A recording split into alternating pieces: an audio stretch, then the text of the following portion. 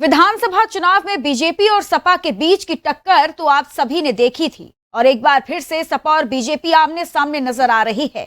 UP में उपचुनाव की तारीख पक्की हो गई है। सपा को अपने गढ़ को बचाए रखने की चुनौती है, इसलिए बीजेपी ने सपा के लिए एक चक्रव्यूह रच दिया है। तो क्या है वो चक्रव्यूह, इस रिपोर्ट में आप देखिए।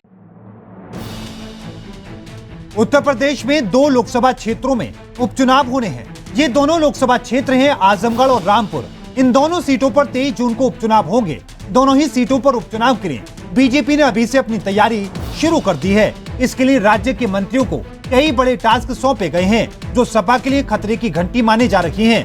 आजमगढ़ और रामपुर समाजवादी पार्टी का गढ़ माना जाता है। दोनों ही सीटों पर MY फैक्टर पूरी तरह से मजबूत है, जो सपा के पक्ष में जाता है। हाल ही के विधानसभा चुनाव में रामपुर और आजमगढ़ के ज्यादातर सीटों पर सपा गठबंधन की जीत हुई थी। अब ऐसे में बीजेपी दोनों ही सीटों पर खुद को मजबूत करने की तैयारी में जुट चुकी है।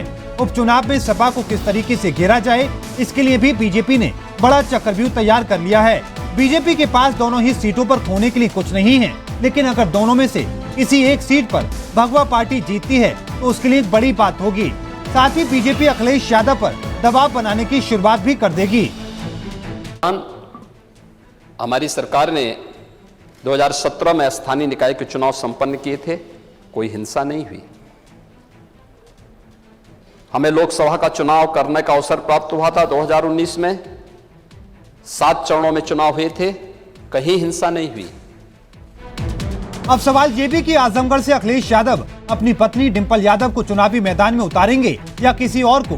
बीजेपी फिलहाल अखिलेश यादव की रणनीति का इंतजार कर रही है। वहीं दूसरी ओर माना जा रहा है कि अखिलेश यादव आजम खान के ही किसी करीबी को रामपुर से टिकट दे सकते हैं। इसलिए तो अखिलेश यादव ने कपिल सिब्बल को राज्यसभा चुनाव के मैदान में आगे कर दिया। अगर बीजेपी जीतती है तो अखिलेश यादव का कॉन्फिडेंस टूट जाएगा, जैसा कि 2019 के लोकसभा चुनाव में अमेठी से हारने के बाद राहुल गांधी के साथ हुआ था।